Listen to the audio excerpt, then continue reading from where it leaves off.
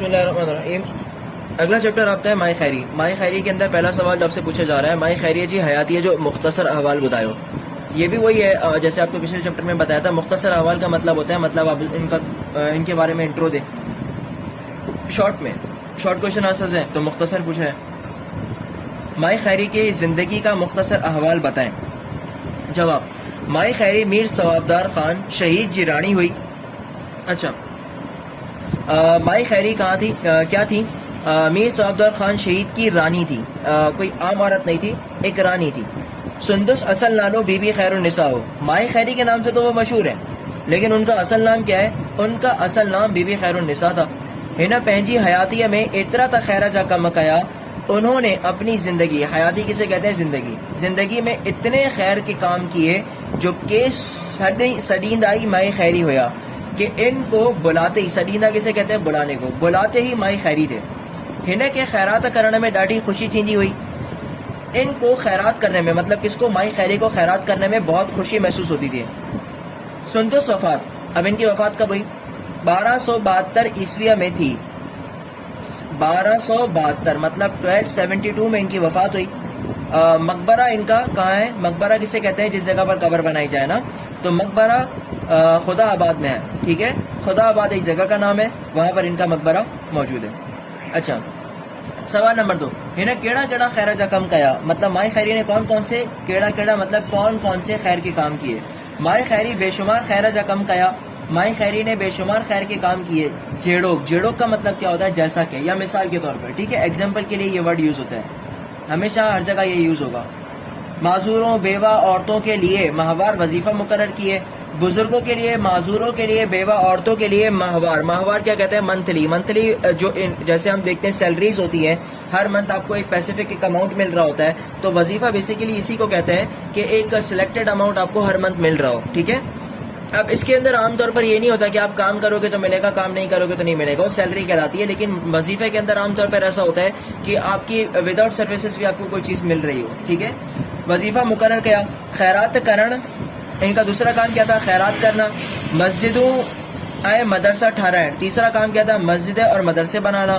کوہ کھٹرائن, چوتھا کام تھا مطلب کنویں, کوہ کہتے ہیں کنویں کو, کنویں کھدوانا. قرض دارن جا قرض ادا کرنا, پانچواں کام تھا ان کا, قرض داروں کے قرض ادا کرتی تھی. اچھا چھٹا کام کیا تھا؟ غریبوں اور ناداروں کی شادی مرادی میں مدد کرتی تھی.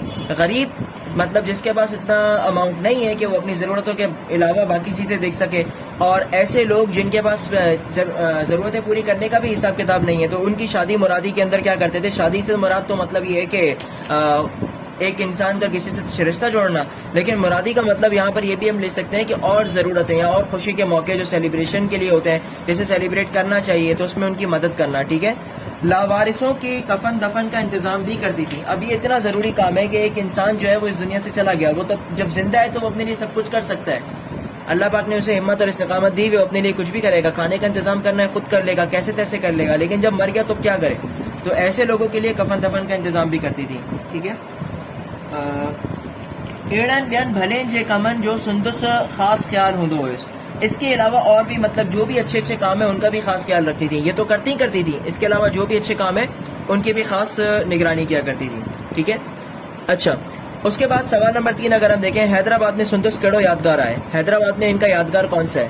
مطلب ایسی کون سی چیز ہے جو یادگار کے طور پر ان کے نام سے مشہور ہے, وہ کیا ہے؟ حیدرآباد میں قوائن مسجد شریف سندس یادگار موجود ہے. اب قوائن بیسیکلی کہتے ہیں 2 قب والی.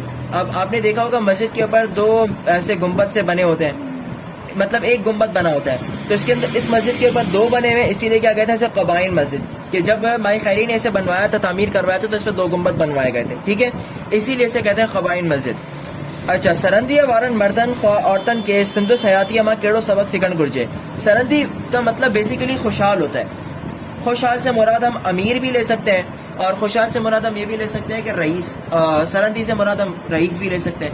لیکن جیسے اب یہ رانی بھی تھی, ایک عہدہ تھا نا ان کے پاس علاقے کی رانی ہونے کی حیثیت سے, دوسرا امیر بھی تھی, تو پھر ان کی زندگی سے ہمیں کیا, اب چاہے وہ مرد ہو یا عورت ہو, اسے کیا اس کی زندگی سے سبق سیکھنا چاہیے؟ تو بھائی ان کی زندگی سے سبق یہ سیکھنا چاہیے کہ سرندیہ وارن مردن خواہ عورتن کے سندس حیاتیہ ماں وہ سبق سیکھن گرجے, وہ سبق سیکھنا چاہیے تا ہو بھی پہنجی حیاتی اما ایڑا نیک اے بھلائی جا کم کن, کہ وہ بھی اپنی زندگی میں ایڑا مطلب ایسے ہی نیک اور بھلائی کے کام کریں جو مرن بعد سندس نیک نامی تھے، کہ ان کے مرنے کے بعد، جو مرن بعد یعنی مرنے کے بعد سندس نیک نامی ہو، کہ ان کی نیک نامی ہو.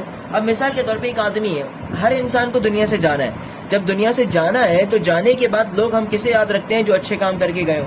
عبدالستار ایدھی کیوں مشہور ہیں؟ ہم انہیں کیوں یاد رکھتے ہیں؟ کیونکہ انہوں نے لاوارثوں کے کفن دفن کا اور ایسے یتیم بچوں کا سہارا بنے، ایسے یتیم بچوں کی انہوں نے کفالت کی کہ اگر کہیں روڈ پہ ایکسیڈنٹ ہو رہا ہے، کوئی مسئلہ ہو رہا ہے، تو سب سے پہلے ایدھی کی ایمبولینس آ رہی ہے.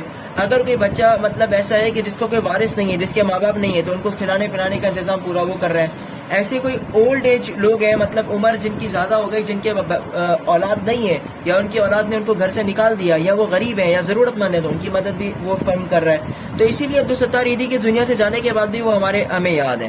تو ویسے ہی اس طریقے سے دنیا کے اندر، کائنات کے اندر وہی لوگ یاد رہ جاتے ہیں جو اچھے کام کرتے ہیں، جنہوں نے اچھے کام کیے. اور جنہوں نے اچھے کام نہیں کیے ان کو ہم یاد نہیں رکھتے. حاتم طائی کا نام تقریباً ہم سب جانتے ہیں، لیکن حاتم طائی کے بارے میں یہ بھی ہمیں پتا ہے کہ وہ اسلام سے پہلے تھے، رسول اللہ صلی اللہ علیہ وسلم کے زمانے سے پہلے تھے. اب حاتم طائی کا جو بیٹے تھے انہوں نے آپ صلی اللہ علیہ وسلم کے ہاتھ پر اسلام قبول کیا تھا. لیکن حاتم طائی کیوں مشہور ہیں؟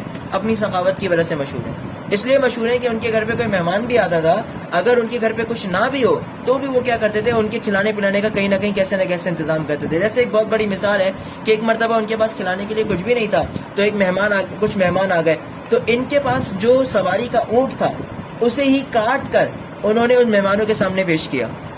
حالانکہ وہ سواری کا اونٹ ہے، ان کے کہیں آنے اور جانے کا، لیکن کیا ہے کہ کچھ نہیں ہونے کے باوجود بھی سخاوت اتنی زیادہ تھی کہ ان کی مدد کر رہے ہیں. تو وہ یاد ہے ہمیں.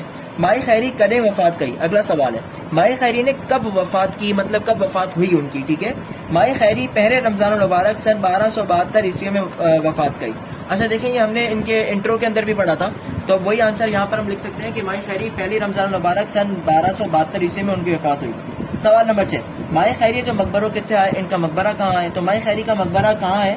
مقبروں حالہ جے بھرساں خدا آباد میں آئے. ہم نے پڑھا تھا کہ خدا آباد میں ان کو دفنایا گیا تھا، ان کا مقبرہ وہاں ہے. تو یہاں پر ایک چیز اور ہم ایڈ کر سکتے ہیں کہ حالہ کے برابر میں، حالہ ایک شہر ہے، اس کے برابر میں خدا آباد ہے، وہاں پر ان کا مقبرہ موجود ہے. یہ اس کے سارے سوالات ہو گئے. ٹھیک ہے.